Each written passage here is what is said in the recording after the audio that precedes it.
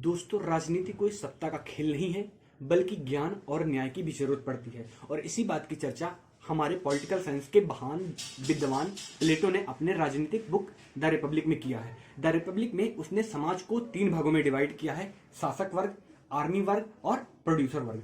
शासक वर्ग वही होंगे जिसके अंदर बुद्धि और न्याय और नैतिकता होगी, और वही समाज को नेतृत्व करेंगे। प्रोटेक्टेड क्लास यानी कि आर्मी क्लास जो होंगे वो समाज में कानून को बनाए रखने और कानून को इंप्लीमेंट करने में मदद करेंगे। और प्रोड्यूसर क्लास वो क्लास होगा जो समाज के बेसिक नेसेसिटीज को प्रोड्यूस करेंगे, जैसे किसान हो गए, कारीगर हो गए, और भी जो प्रोड्यूसर क्लास में आते हैं। उन्होंने सेकंड थ्योरी दिया अपना, थ्योरी ऑफ जस्टिस, जिसमें वो कहते हैं कि कोई भी व्यक्ति, अगर जो हर कोई व्यक्ति अपनी भूमिका को अच्छे तरीके से निभाता है तो समाज में न्याय बना रहेगा। फिर प्लेटो क्रिटिक ऑफ डेमोक्रेसी का कॉन्सेप्ट देता है, जिसमें उसने डेमोक्रेसी को क्रिटिसाइज किया है, क्योंकि वो मानता है कि आम लोग हमेशा शासन को समझदारी से नहीं चला सकते हैं।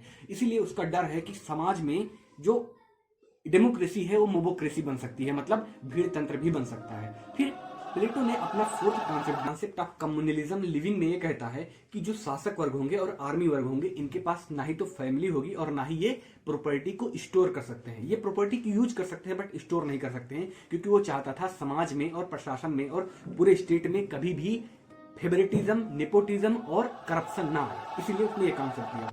फिर प्लेटो का जो इंपॉर्टेंट कॉन्सेप्ट है वो है कॉन्सेप्ट ऑफ ट्रिपाइट सोल एनोलॉजी, जिसमें वो कहता है कि हर व्यक्ति के अंदर 3 क्वालिटीज होती हैं। पहला आपका होता है रीजनिंग होगी, फिर करेज होगा, फिर आपका एपेटाइट होगा। जिनके अंदर रीजनिंग ज्यादा होती है वो रूलिंग क्लास में जाएंगे, जिनके अंदर करेज ज्यादा होता है वो आर्मी क्लास में जाएंगे, और जिनके अंदर एपेटाइट ज्यादा होती है वो प्रोड्यूसर क्लास में जाएंगे। और इसी लोगों को फाइंड आउट कैसे किया जाए, इसीलिए उसने कॉन्सेप्ट ऑफ एजुकेशन दिया, जिसमें उसने बहुत सारे मेथड डिफाइन किए हैं, जिससे किसी भी व्यक्ति के पर्सनालिटी में किस ट्रेट की अधिकता है, कि उसके अंदर रीजन ज्यादा है, करेज ज्यादा है या एपेटाइट ज्यादा है, फाइंड आउट किया जा सके और एक आदर्शवादी राज्य बनाया जा सके।